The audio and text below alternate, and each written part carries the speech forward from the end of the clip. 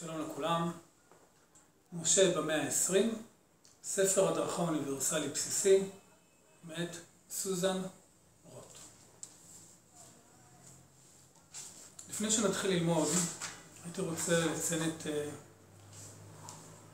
ספרים בהם הכותבת נעזרה, כמו ספר יצירה, ספר עץ הדעת, עץ החיים, הזוהר, הקבלה הלוריאנית שמיוחסת לארי הקדוש, הרמב"ם ועוד רבות מאוד.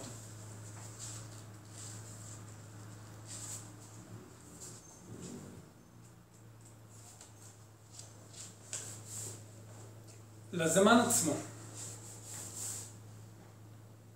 הזמן הוא מסע האנושות בחלל. והצורה בה אנו משתמשים בו היא זו שמעניקה לו משמעות וכיוון. אם אנחנו מנצלים את הזמן למטרות חיוביות ובעלות יצירתיות, המביאות להטבת זננו ולשיפור עולמנו. אזי ניצלנו את הזמן בצורה נבונה. אך אם אנחנו מנצלים את הזמן למטרות אנוכיות וקלות דעת על מנת לשבח רובד אחד של האנושות על חשבון הזולת, אזי בזבזנו, ואפשר להגיד בקלות ראש, הזמן איבד את מטרתו וחלילה לנו ואנו עבדנו.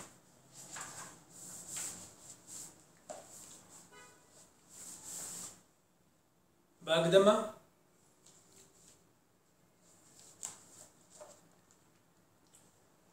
אילו משה רבנו היה חי איתנו היום במאה ה-20, סבורה אני שהיה פונה אלינו ואומר, בניי, כואב לי לראות שלא הבנתם את מה שמסרתי לכם בהר סיני לפני 3,500 שנה. המסר בעצם היה תוכנית מפורטת של היקום המאוחד.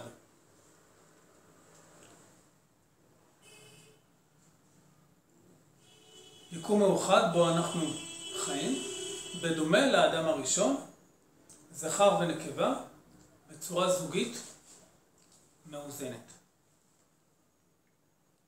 הלוחות הראשונים שקיבלתי עבורכם היו כל כך פשוטים, ובכל זאת כללו את כל החוכמה הקיימת. לוחות אלה היו אמורים להוביל אתכם במסע בין הזמן והחלל. כנראה הזן שלכם לא היה די בשל כדי לספור כל כך הרבה חוכמה. חוכמה שהיא בעצם מהותה של קבלה. לכן, היה עליי להעביר אליכם את החוכמה הזאת באמצעות כלי, המורכב מ5 ספרים.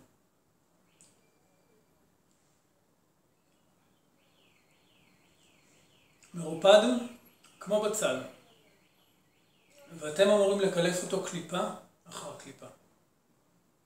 בתקווה שבמוקדם ובמאוחר תגלו את האור. אך העיקר היה, הינו, ולעולם יהיה, החוכמה. החלק של האדם הראשון שבו תוכנתה החוכמה הזאת מבראשית, והוא הפן הנקבי שלו, האישה. מה חבל שבחיפושה אחר שוויון היא ניסתה לדמות בדיוק לפן הזכרי של האדם הראשון, האיש. על ידי כך היא שכחה את תפקידה החיוני של שומרת הלהבה. אשת חיל של המאה ה-21 חייבת להתאים את דרכי התורה לעולם היהודי. עליה לגלות את משמעותה האמיתית של התורה ואת מטרתה.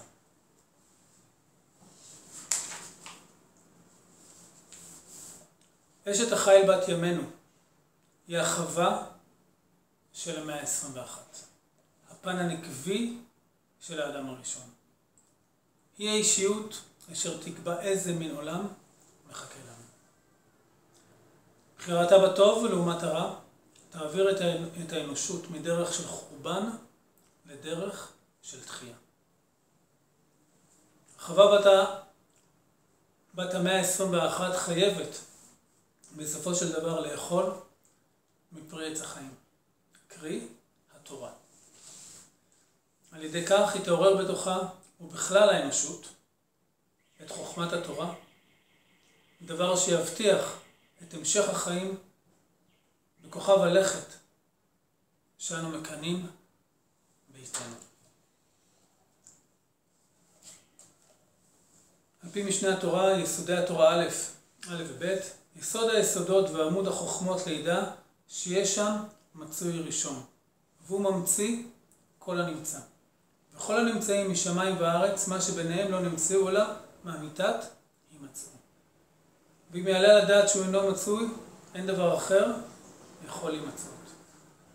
משנה תורה לרמב"ם, יסודי התורה. משלי ג' י' ג' י' ח'. אשרי אדם מצא חוכמה ואדם מפיק תבונה, כי טוב שכרה מסחר כסף ומחרוץ תבואתה. יקרה היא מפנינים וכל חפציך לא ישבו בה. אורך ימים בימינה ובשמאלה ראשו וכבוד, דרכיה דרכי נועם וכל נתיבותיה שלום. עץ חיים היא למחזיקים בה ותומכיה מאושר. משלי ג' י' עד י' ט'. השם בחוכמה יסד ארץ, כונן שמיים בתבונה. משלי ל"א י' עד כ"ו. אשת חיל מי ימצא ורחוק מפנינים מכרע. פיה פתחה בחוכמה בתורת חסד הלשונה.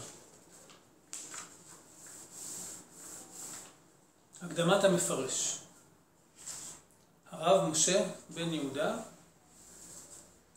אני מתכבד להציג את הספר משה רבנו במאה ה-20. זהו ספר מיוחד במינו, אשר נכתב בשפה פשוטה שכל אחד יכול להבין. ספר הדרכה אוניברסלי. המסר שבו הוא קל וישר. הגיע הזמן שנתעורר ונשים לב למה שמתרחש בעולמנו. המסר שבו הוא עמוק.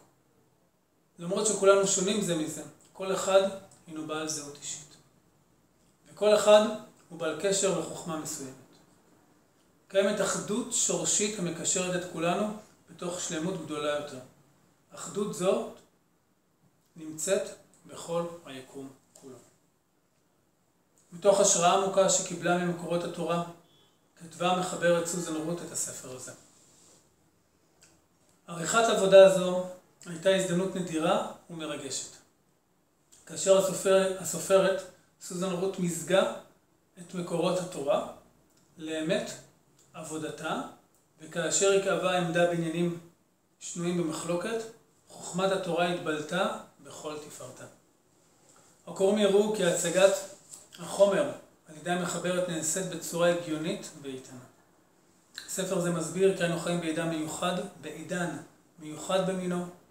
מי ייתן והעבודה זו תהווה אבן דרך שתאפשר לכל קורא להשיג צמיחה רוחנית גדולה ומפוארת. עד כאן שיעור ראשון.